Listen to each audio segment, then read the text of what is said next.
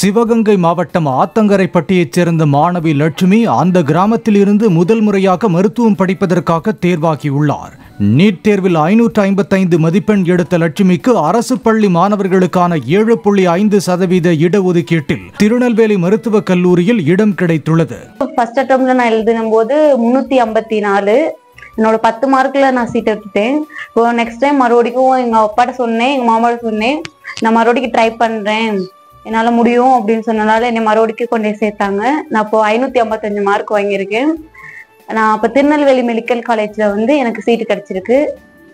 ரொம்ப சந்தோஷமா இருக்கு. 10ஆம் வகுப்போடு தனது படிப்பு முடிந்து விட்டதாகவும் தனது மகளுக்கு அந்த நிலை ஏற்படாமல் அவர் விருப்பப்பட்டதை படிக்க வைத்ததாக லட்சுமியின் தாயார் சுதா கூறினார்.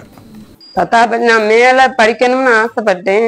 ஆனா எங்க வீட்டுல அப்ப அவங்களுக்கு தெரியல, படிக்க வைக்கணும்னு எனக்கு தெரியல. கல்யாணம் பண்ணிக்க சொல்லுவாங்க, கல்யாணம் பண்ணிக்கிட்டேன்.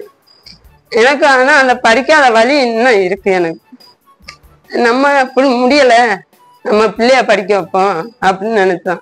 இவ்வளவு அப்பாவும் படிக்காதவர் சார். அவர் போராடம் பூரா அந்த படிப்பு இல்லாதனால ரொம்ப கஷ்டப்பட்டதுனால படிப்பு வேணும்னு அவர் அப்பாவும் ஆசைப்பட்டு நீ என்ன வேணாலும் படி, பொம்பளை பிள்ளைன்னு அவங்க நினைக்கல.